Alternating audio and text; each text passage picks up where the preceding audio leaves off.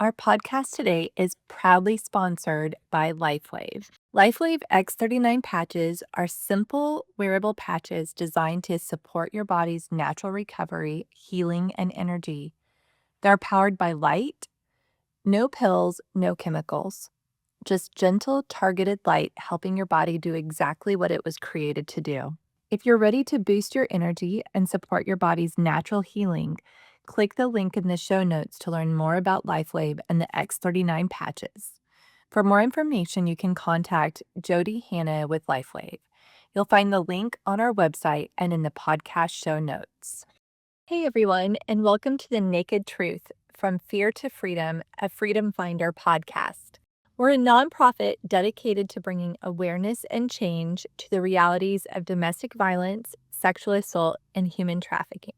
This is a space for real and honest conversations with survivors, advocates, and those working within the judicial system, law enforcement, and community organizations.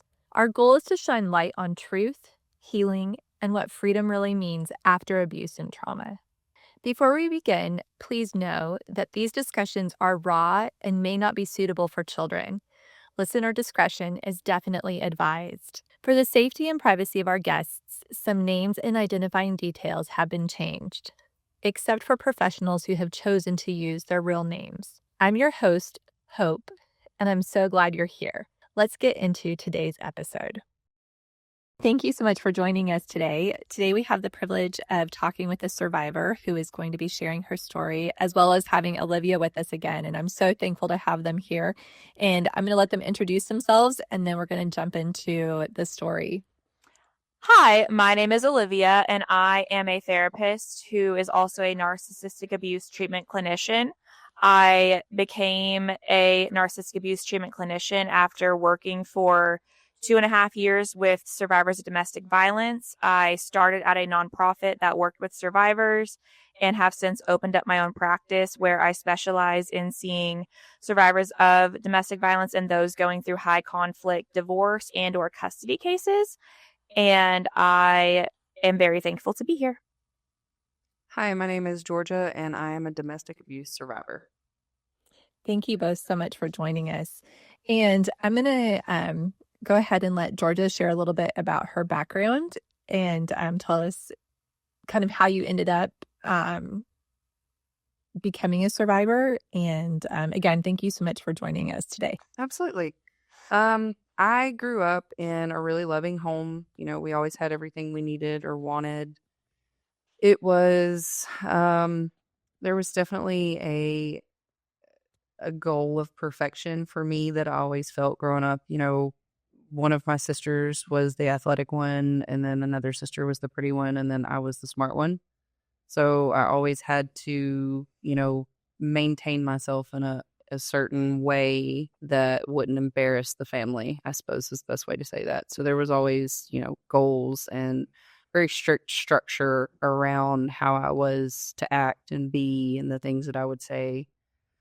So when I went off to college, I stayed home for the first 2 years, and then I moved away my second half of college, and that definitely opened up a lot of doors, and I felt a lot of freedom that I had not felt prior.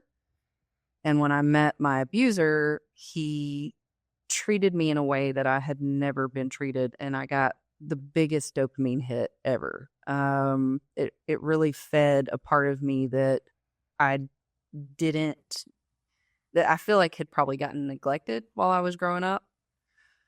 So after we met down the rabbit hole, I went with him.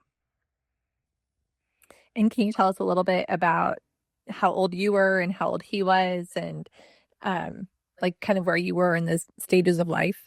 Yeah, I was 19, you know, freshly moved off. I had very little life experience, and he was 31. So there was, you know, almost a full 12 years difference between us. Okay, thank you for sharing that. And I want to point out that what Georgia is talking about is something that is seen very frequently in these kinds of relationships where the abuser serves as a predator, essentially similar to that behavior of a pedophile, in how they seek out their supply or their victim that they feel is more susceptible to be taken in by their, demeanor or the mask that they're wearing at the time to charm the person in, to where then it is hard to get out because you're then addicted with the dopamine hit and then the crash that comes later on in the relationship. Does that, can you speak a little bit about the dopamine hit? So I should say. It was, it was euphoric. Honestly, I felt so special. I felt, paid attention to and cared for, and, he put me on that pedestal. But he would build me up and put me on the pedestal and then knock my legs out from underneath me. So it was very push and pull, and all I wanted was to feel special. So every time he would pull away, I would try harder just to get that back. Yeah. And what did that look like as far as what did he do to help make you feel special? And then what did it look like when he pulled away and knocked your legs out from under you? Okay, so I had mentioned that one of my sisters was the athletic one, and then my middle sister was the pretty one. I had grown up, she'd always made me feel like I was an ugly duckling. She'd always told me I was fat. She would always, she was always the pretty one. So I never felt as pretty as she did. I never felt as, I don't know. I just never felt like I was worth what she was. So when he came around, he treated me like I was the prettiest thing he'd ever met. He would bring me flowers. He would take me out to eat. He would tell me all the time and dote on me hand and foot. And then on the flip side, if I did anything that he thought was not in the realm of okay, just innocent things, I would hang out with some of my guy friends, things that weren't anything, but he made a big deal. He would immediately withdraw. He would tell me I was cheating on him. He would tell me how worthless I was. He would essentially just knock my legs out from underneath me. And so a lot of the things that Georgia was just mentioning are pieces of emotional abuse that are a huge way for abusers to keep the cycle of abuse going, because you want to try to rebuild that relationship with them and get back on their good side after you, quote unquote, did something wrong in their eyes, even though the behavior that you had should not have gotten the reaction and that unpredictable behavior that you got from your abuser. Yeah, it was always unpredictable. It was always chaos. I was always walking on eggshells. And that was really, the more I think back to it, that was the entire relationship. I may have gotten 3 months into the relationship of, just solid dopamine up front. And then after that, it was constantly waiting for the other shoe to drop. And you never knew what you did wrong. Mm-hmm. It was always a moving target for whatever he considered wrong. Well, and the cycle of abuse is, it's characterized by the honeymoon phase, the tension builds phase, the abusive incident, and then the calm. Yeah.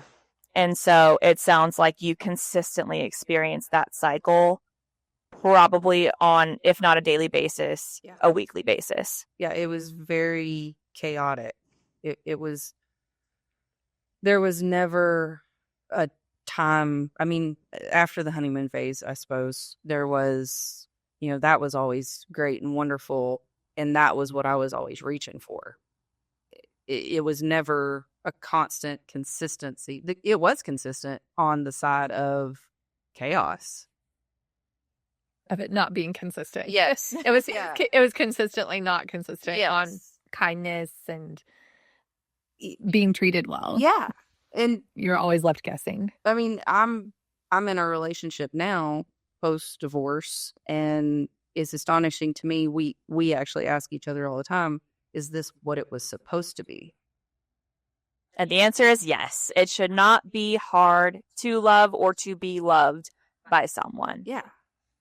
It should not be yelling, screaming, name calling. It should be being able to have disagreements, frustrations, different things like that without degrading or dehumanizing your partner. Yeah. Like it's almost it's uncomfortable. Like I feel like we have a really good relationship and it's uncomfortable because it's consistent.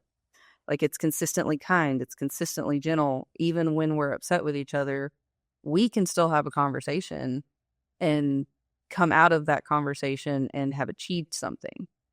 Like never once have we turned to each other and been, called each other names. Never once have we had to yell.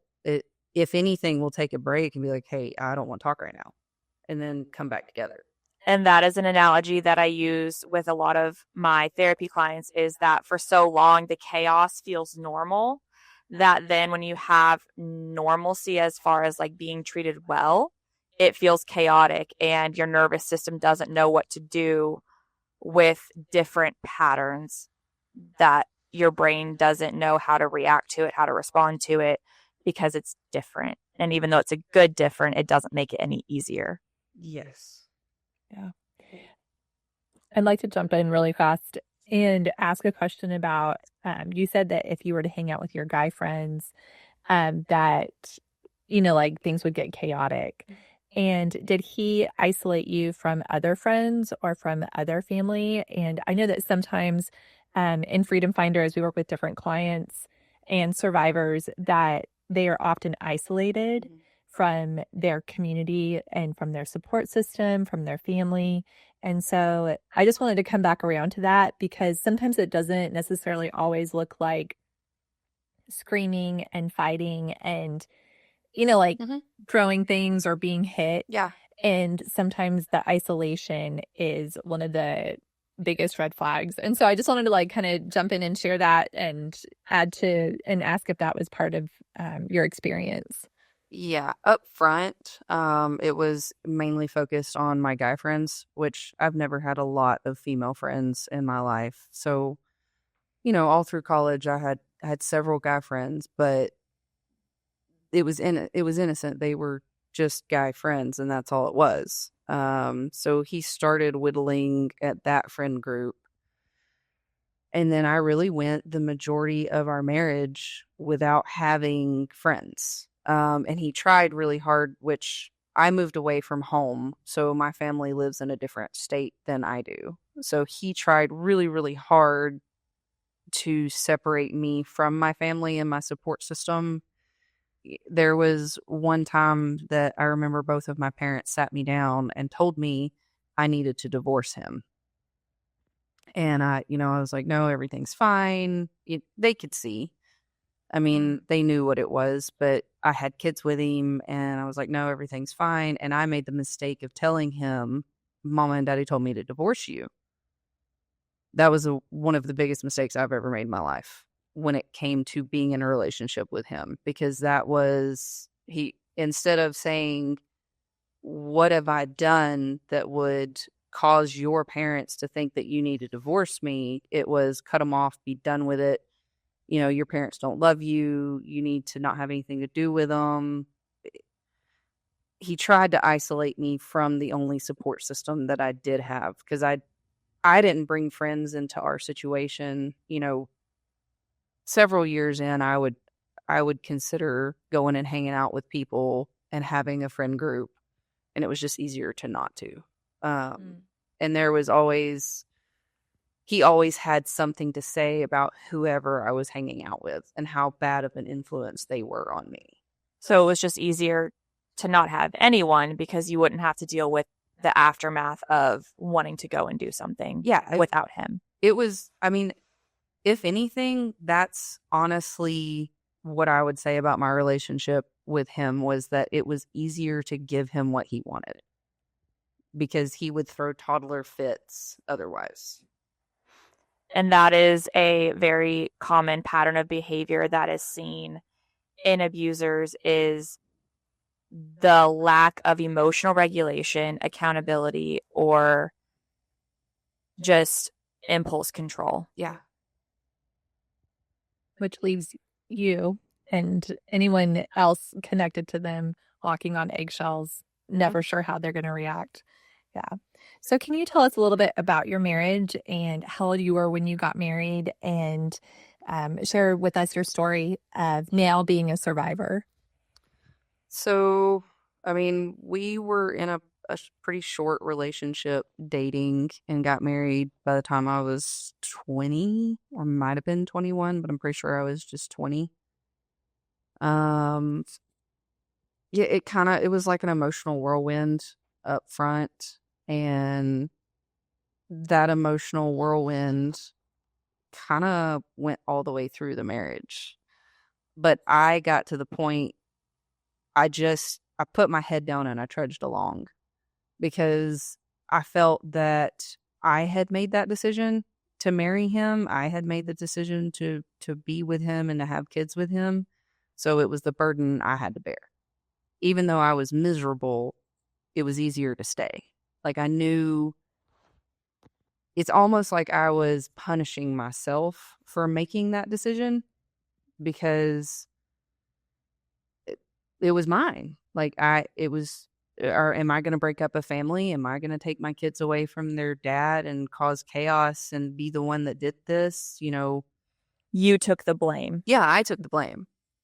Well, because I was the one, it didn't matter how young I was. I mean, I was a kid, Yes, you were. but Yeah. it didn't matter.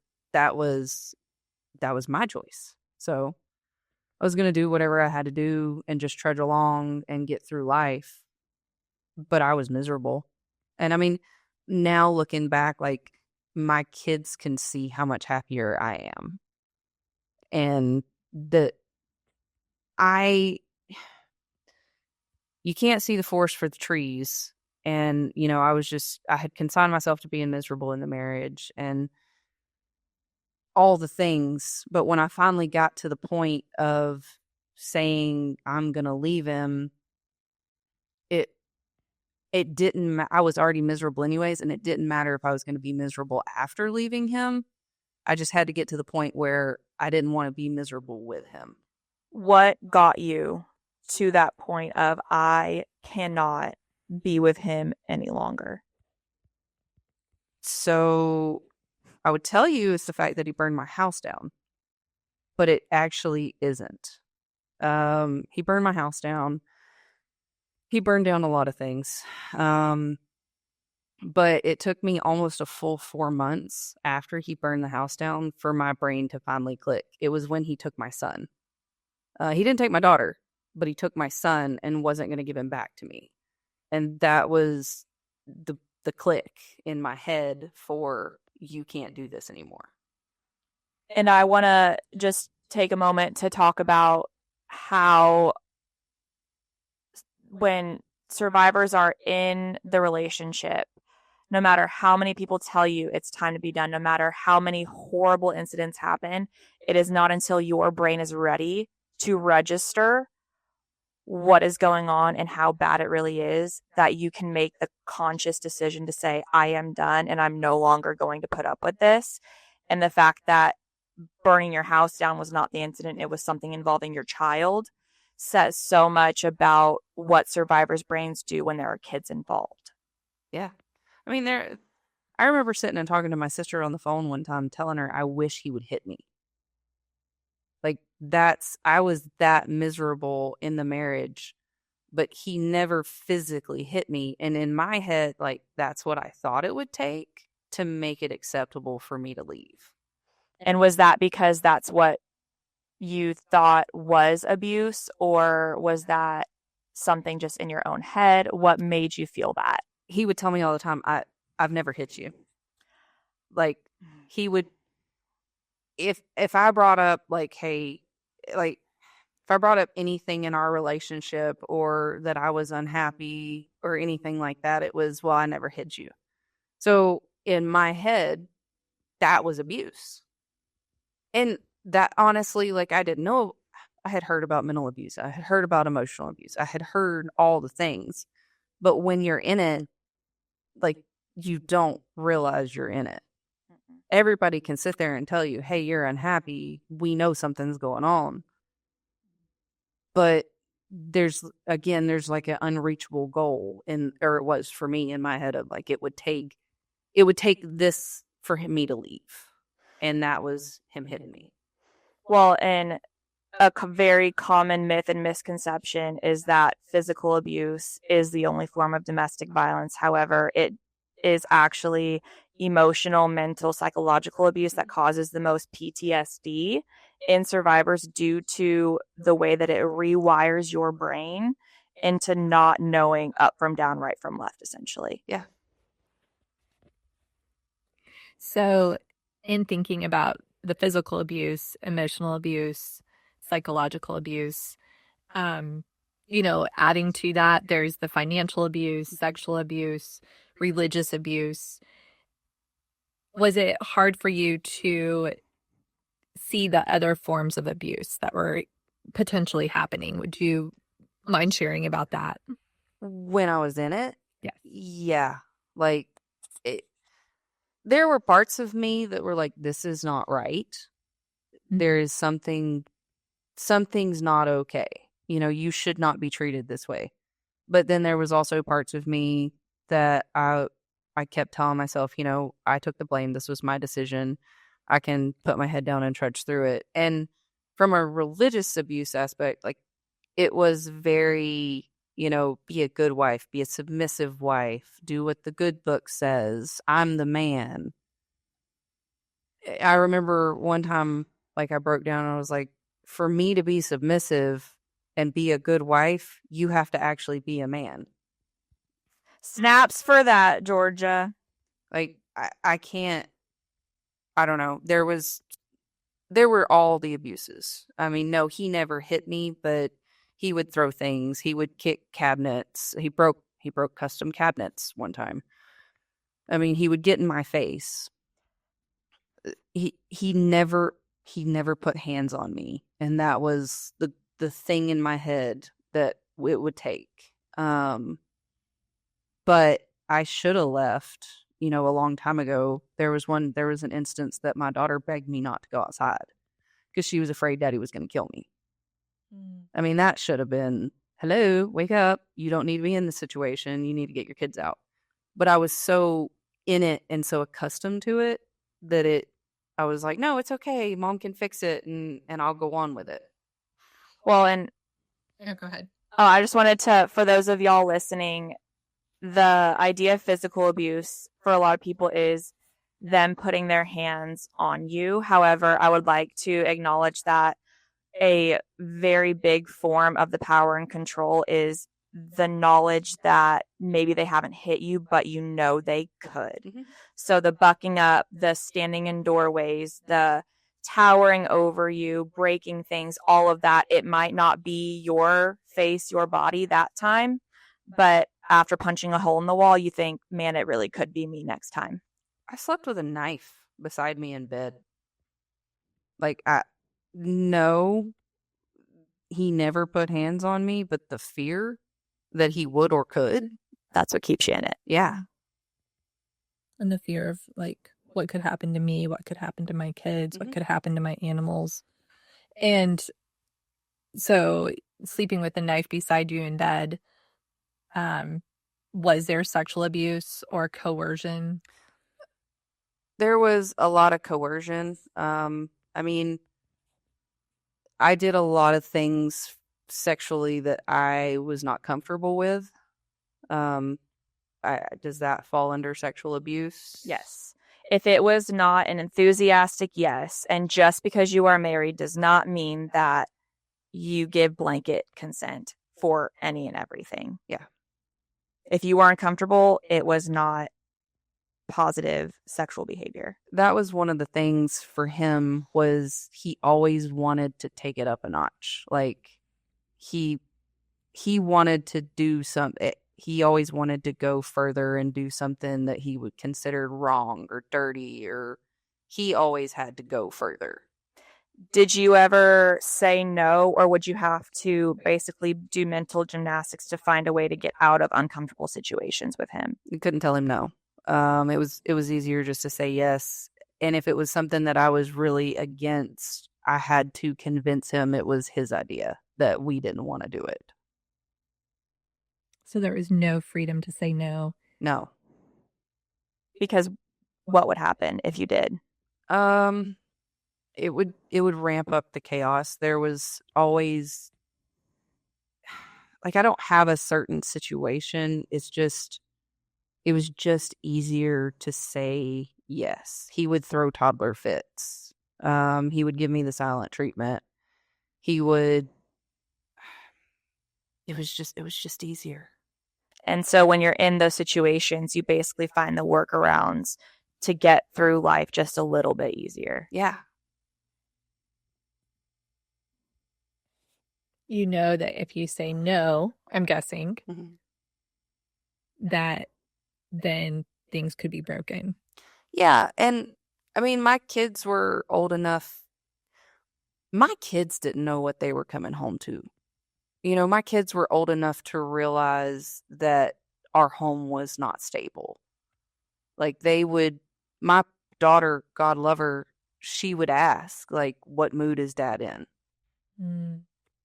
And I don't want my 6-year-old knowing that. They should come home and be happy or tell us about their school day. They shouldn't be worried if dad's drunk on the couch and angry.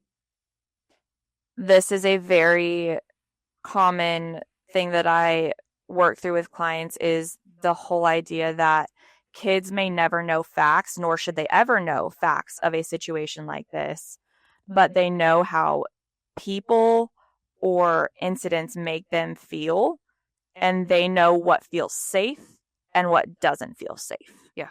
And that's what it sounds like your daughter was echoing to you at various moments throughout the marriage. Yeah, and she was honestly probably the one, when I was in it and I didn't know if I would or could leave. That's the thing that kept me going was I didn't want my daughter to marry a man like her daddy, and I didn't want my son to become a man like him. So I needed to do something to show them there is stability out there. You can be happy, you can be normal, and you can be loved correctly. That takes a lot of bravery. I don't know about that, but it you, I couldn't stay. And I almost did. Like he burned my house down and I almost stayed. Mm. Do you mind sharing a little bit about the details of him burning your house down? Um Initially, I was leaving for work on a work trip and he told me I couldn't go. So I was the only one working and somebody had to put food on the table. So I was leaving for work one way or the other, and he said that he wouldn't be there when I got back. And I said, okay, that's fine. If you're not here when I get back, we're going to get divorced. Well, that threw him for an absolute loop. We went to pick up a rental car, and we were in my truck, and he pulled my pistol out of the console and put it in his mouth. I took the pistol away from him, and he decided to walk home. So I managed to get home. I took the guns out of the house and I called for a welfare check. Well, Like after you had left? yeah, after I had left. I got the guns out of the house and I left. And I called for a welfare check to be done. He never came out of the house. So the cops left. And the next morning, my house was burned down. There was equipment burnt, a truck burnt, a shed burnt. He'd essentially just burned everything to the ground. Mm. Did you have animals? Yeah, there were 3 dogs in the house that didn't make it out. Then possibly a cat. Oh, like that gives me bad goosebumps. It does for me too, because Sorry, I totally interrupted. No, you're fine. No, you're fine. it's a real reaction to hearing a story like that of whatever was going through his head. It was more important to get vengeance or retaliate against you for whatever you had said than having stability and a house for you and your children. Yeah. And the whole animal abuse piece of that as well, of murdering animals. That takes a level of sadistic. Yes. Yeah. So that's one of the things, you talk about people telling you you're not, when you're in it, you can hear people all day long tell you that you need to leave or tell you that X, Y, and Z is going to happen. Everybody told me he was going to kill me. Mm-hmm. And I didn't, I kept brushing it off. I was like, no, it's fine. Everything's fine. No. And now looking back at, the big picture, I don't know that they're wrong. I might not be here today if I hadn't left. Right. Well, and on average, it takes a survivor 7 times to leave their abuser. And so for you to have had moments of thinking about leaving, I feel like that goes along with the whole statistic of, whether you physically leave or you emotionally are ready to be done, it isn't until your brain is 100% on board with it, whatever the aftermath might be, where you can say it's worth it to get on the other side, no matter what evil you have to face in the process of the separation and divorce. What is it? It's the quote, a comfortable hell is better than an unknown heaven. Mm-hmm. That seems so applicable. Yeah, that's really what I was living in. It was just easier to stay. Yeah. Well, and the whole him putting a gun in his mouth, I want to echo for those listening that is one of the most psychologically abusive things that a person can do, is essentially threaten to harm themselves as an attempt for you to stay in that unhealthy, abusive relationship, because you still care about that person. No matter the crap that they have put you through, you are still someone who doesn't want the person you married and had kids with to die. Yeah. I remember I called one of my friends before I was in panic mode. So before I ever called the VA helpline to tell them about his suicide attempt and also called the police, I called one of my friends and I was like, I don't know what to do. I don't want him to get in trouble. And they told me, they were like, well, you're either scared or stupid or both. And how did that sit with you? At the time, I was like, well, you're just scared. But looking back, that's been one of the things that I think has been hard for me, is there's not a lot of knowledge around domestic abuse. So going through what I went through leaving him, everybody looks at me and they tell me that I was stupid. How did you not leave sooner? Why did you do this? Why did you stay as long as you did? Why did you handle the situations the way that you did? I didn't know how else to handle them. Right. So I did the best I could. Yeah. Which, no, probably wasn't the best, but it was the best that I could do. So there's a lot of judgment that comes with it. Yes. I hear that all the time from survivors and from clients that we work with. Yeah. Is the amount of shame that they carry that they didn't know. Yeah. That they didn't have the tool set to access and the education around it. And that things escalated to a level that they were shocked. Hindsight is 20/20. Right. It is. Yeah. But you still, I've gotten to the point now that, people still look back and they almost give me shit, I guess, because I let it get that bad. But I didn't have the tools, I didn't have the wherewithal, and I didn't have the know-how to do anything else. And that is why it's so important that people like you are sharing their story, is so that anyone else who might be in a situation like yours can feel empowered to know that there is life on the other side and it doesn't have to be that bad.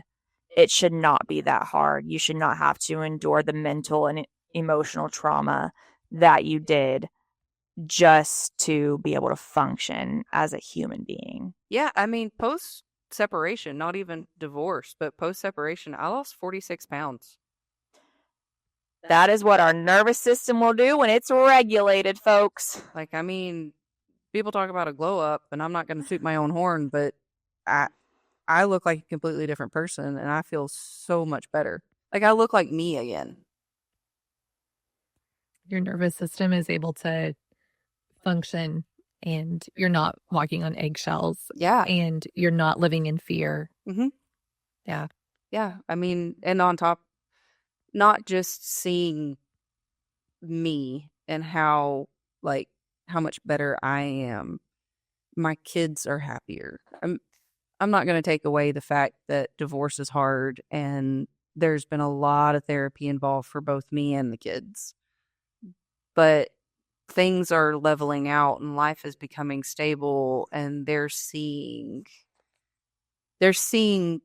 who we are as parents and as people.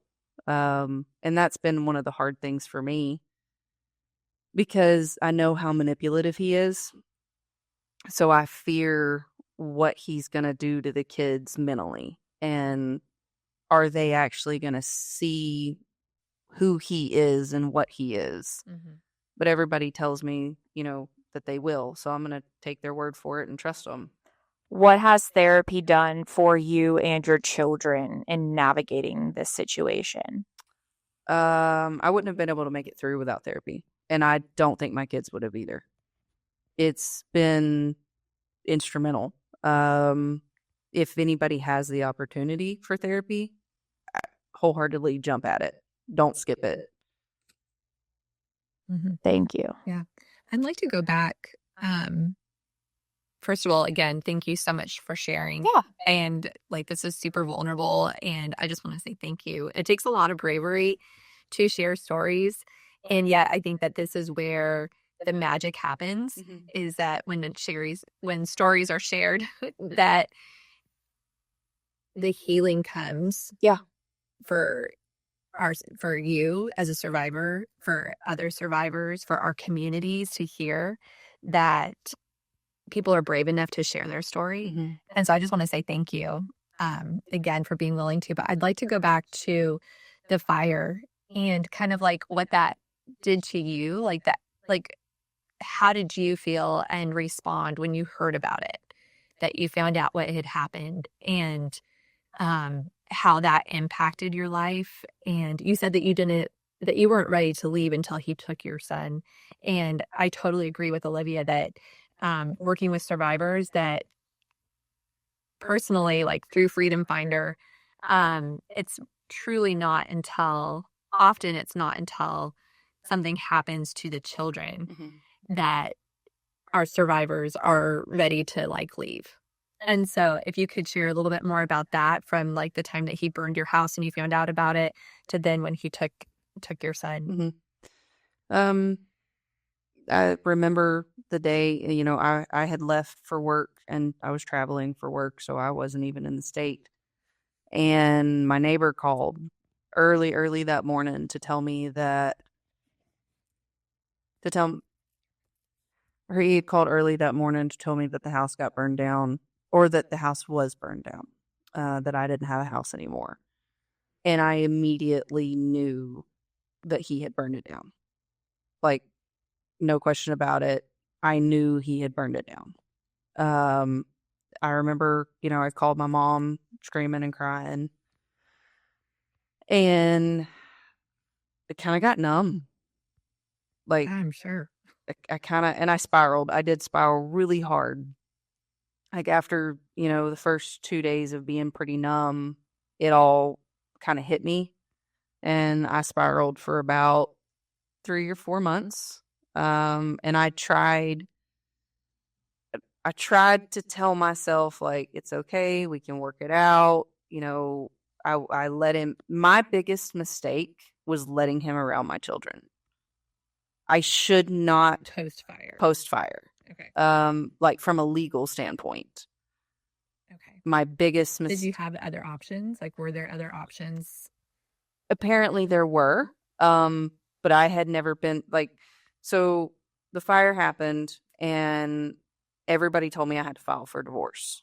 I wasn't ready to file for divorce, but I filed for divorce anyways. I did not have a very good attorney up front.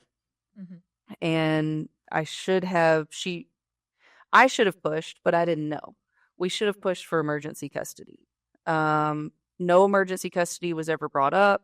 It was just, here's your divorce papers, and we'll see you at divorce court. Mhm. So I didn't realize that I had other options. So As far as custody goes. as far as custody Because went, you were thinking that it would be what? Arkansas's 50-50. So I was like, okay, well, I have to, I'm going to have to let him around the kids. I'm going to have to do X, Y, and Z to look like a good co-parent, because I couldn't lose my kids. Right. So looking back, my greatest mistake was not being not being educated about it. But I don't know where else I was supposed to get education other than attorney. Right. And that attorney did not help me at all. Yeah. It doesn't sound like it was a mistake. It was like you were doing the best that you could to survive. With the knowledge that you had from someone who's supposed to be an expert in helping people like you. Yeah. So I let him, he was around the kids pretty consistently, but they stayed with me. Like I was taking them to school. I was primary caretaking at that time because we weren't living together because he burned the house down. That took, I was spiraling and trying to figure life out and trying to figure out if I was going to stay, because I knew that when I left, it was going to be atrocious. Like I knew the hell I was walking into if I left. When I finally did tell him we're getting divorced, like no ifs, ands, or buts about it, we're getting divorced, I'm done. He went outside and told the kids, instead of having a normal conversation, like sitting the kids down and saying, hey, mom and dad, we can't do this anymore. We're going to get divorced. He went outside and told the kids, mom doesn't love me anymore. She's divorcing me. And then made a giant scene out of it. It was so dramatic and it was so harmful to the kids. So after that, he kind of set his sights on hurting me. He told me, he was like, my goal is for you to go to sleep every night crying. So that dynamic changed. And that was pretty much after I told him that was when he took my son. And that he drove away with him. Yeah. And I was trying not to make a scene. I was trying not to, try not to let my son know what's going on. So he put him in the truck and I was like, hey buddy, why don't you stay with mom? You just come here. And my son was like, no, it's fine. I'm just going to go with dad. He was little. He didn't know. And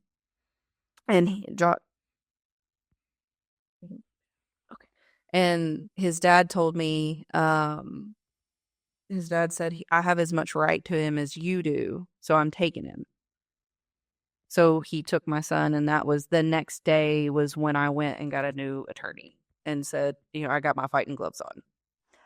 Well, and I just want to point out how strong you were in that moment to be calm for your children, that you did not cause a scene because you had to be the only emotionally stable parent in that situation, because your counterpart decided to act like a toddler and involve your children in grown adult issues. Yeah.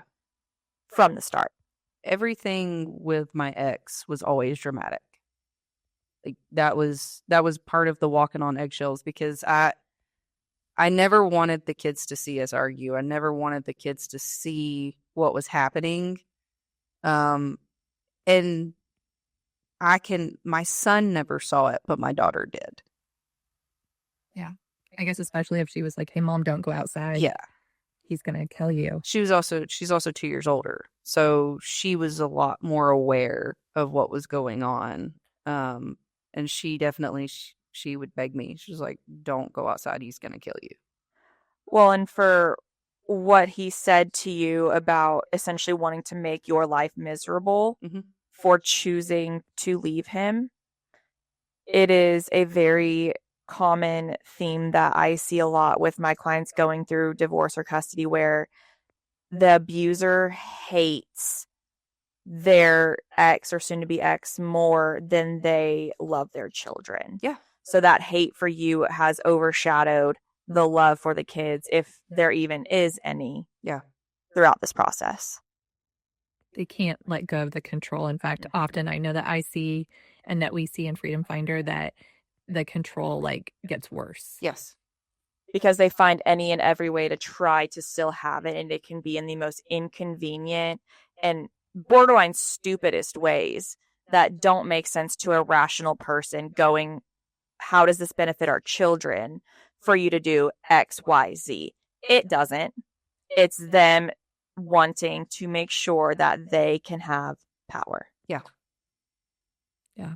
And also I see, and it sounds like it like came out that day very clearly that he was the victim. So Oh, you decided to not love him. And even though he had created mass chaos, not just for you, but for, I mean, his children lost their Yeah. home. He did nothing wrong. Right. And so, like, can you speak to that? oh, that narrative has continued through. That's not just the narrative through the divorce and post-divorce. That was his narrative throughout our entire marriage. When it came to anybody, you know, he was self-employed and people would get ticked off, with his job, or he was too drunk on the job or anything like that.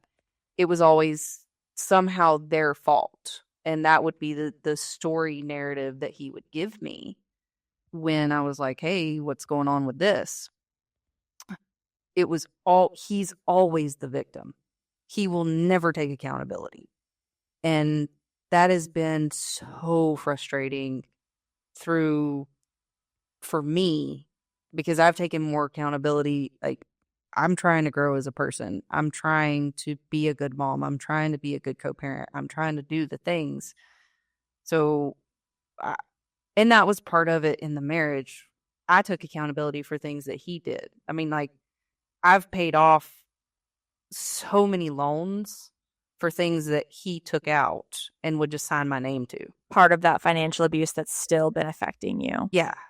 I mean, it's not just in the realm of interpersonal relationships. It was, financial. That affects your whole life Yeah. because of credit scores. It's not just credit scores. I was hemorrhaging cash being married to him, trying to cover all the loans, trying to keep him happy. It sounds like he struggled with impulsivity quite a bit because you mentioned the spending, but also the drinking. Yes. Yeah. Heavy alcohol abuse. And can you talk about the spending? Like, would you come home and there would be like a new toy or a new car, or can you like expand on that a little bit for us? Boats, tractors, vehicles, more from he didn't take care of anything. So when something would break, it would be a $12,000 fix.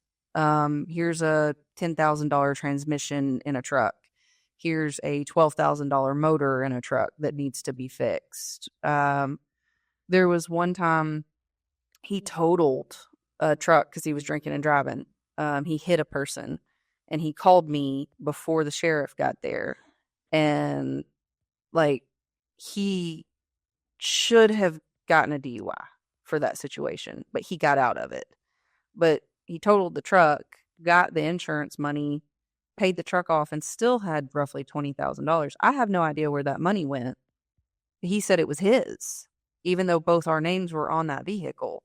While I'm trying to pay stuff off and drowning in paying for all the things that he's brought home, he took 20 grand and I have no idea where it went.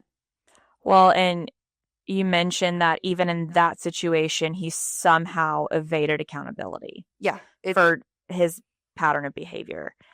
How has that continued, specifically with alcohol, if at all, throughout the separation and divorce? There's no accountability, I feel, for him. Is he still drinking that you know of? I mean, he was 2-3 weeks ago.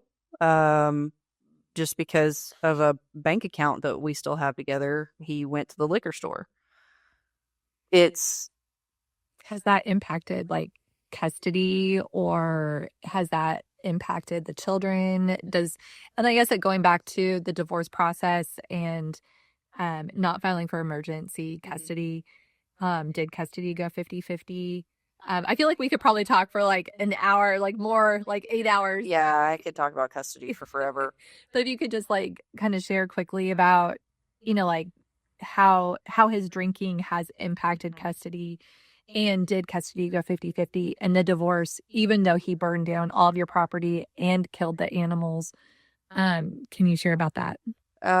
It was a possibility that it would be 50-50. We actually did a settlement prior to court where he agreed that I'm primary and we have joint legal custody, but I have final say. So he agreed to those things pre-court. And then he was drinking and driving with the kids. So there was a DHS case that was supposed to be opened by their therapist because they told their therapist that he was drinking and driving with them. That caused an emergency custody. And he got out of that situation, he got a sober link, which is a blower that's not connected to the truck. It's got facial recognition. And he had to blow while he had kids and was also supposed to be supervised by his mom. So that was temporary custody. He blew hot while he had kids multiple times, and he tampered with the device while also having the children. So final custody is where he is supervised by his mom full time if he has kids, and he has to use his blower twice a week when I ask. Like just kind of randomly? Just random. I get twice a week to ask him to blow. And what will happen if he blows hot? So if he blows hot, custody stops, or visitation stops. I'm sorry. If he blows, visitation stops until we go back to court. Do you feel like you will be in court on and off until your youngest is aged out? Yes. Which I don't understand. He has one child that I for sure know of prior with his ex-wife, and then I was also told that he has another son that he signed away.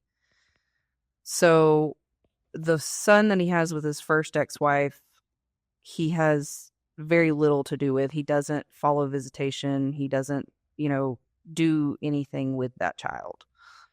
So I cannot understand why he is the way he is with my kids. It's almost a personal vendetta against me, I think. But yes, I feel we will be in and out of court until my son is 18. Well, and thank you for sharing that. And I feel like that is a very common theme that I see for a lot of clients is the aspect of constantly feeling on edge, like you're going to go back to court. I'm worried every step I make. I worry about everything I do around my children because I am terrified that he's going to try to take me back to court. And the court system, I fear, does not... He's a veteran.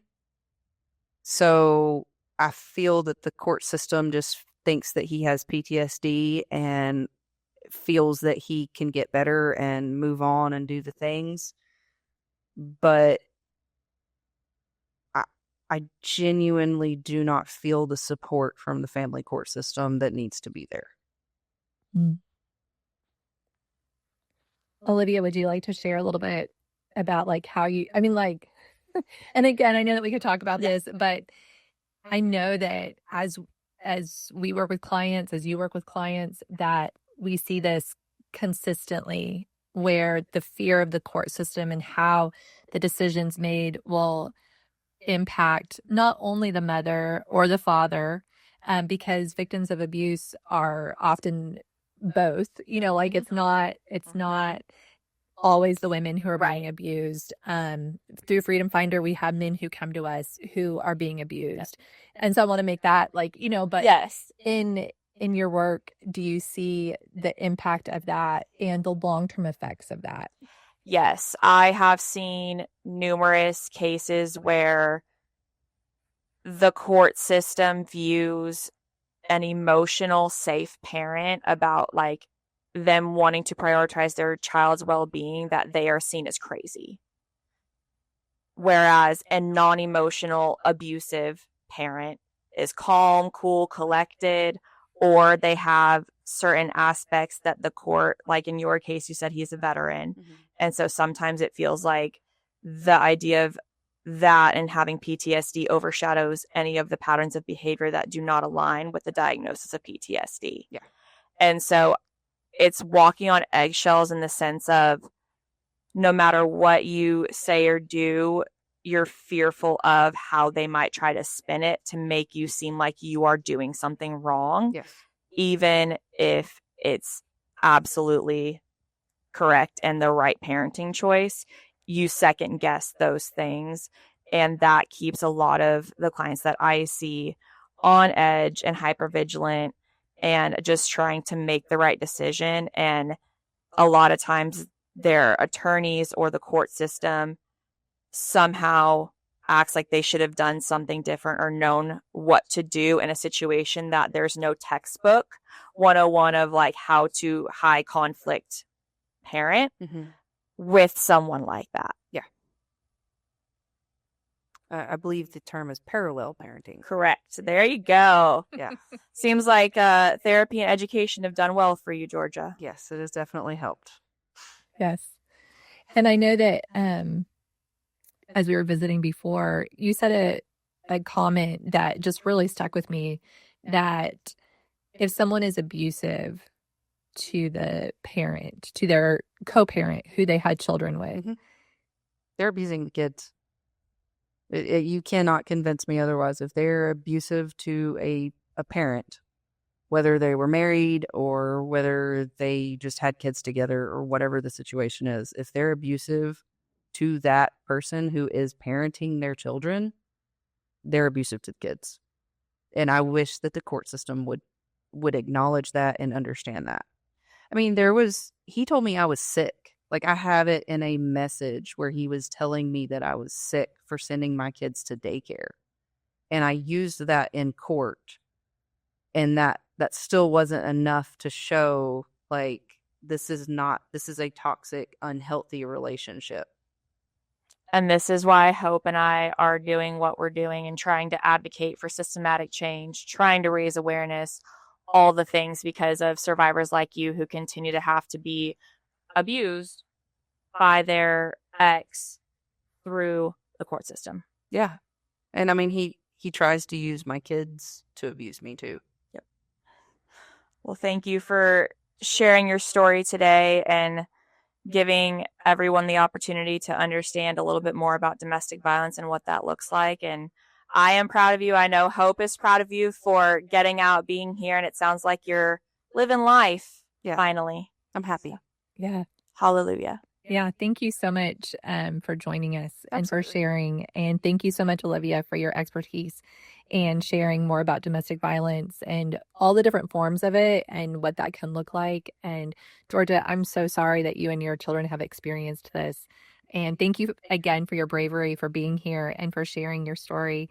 And I would love to have you back to share and to help, again, bring education and awareness. I think that your story can resonate with so many people, and you're an incredibly brave woman and beautiful. Oh, and thank your you. kids are so, so lucky to have you. And we just really appreciate you being here. Thank you. I'm really, really glad to be here. Thanks for joining us today. These conversations matter because every story shared helps break the silence around domestic violence, sexual assault, human trafficking, and exploitation. Freedom Finder is more than a podcast. We're a nonprofit dedicated to supporting survivors through real practical help. We provide resources like hotel stays, food, clothing, short-term animal fostering, and temporary storage for those rebuilding their lives. We also help survivors navigate the judicial system, connect with law enforcement, and access local resources for safety and healing. If you or someone you know needs support, please reach out. You'll find the link to our website in our show notes. You're not alone. Freedom and healing are possible. To stay connected, follow Freedom Finder at Your Freedom Finder on Instagram, Freedom Finder Arkansas on Facebook, and yourfreedomfinder.org for our website. Please share this episode to help spread awareness and hope. I'm your host, Hope, and until next time, remember, honesty brings healing, and healing leads to freedom.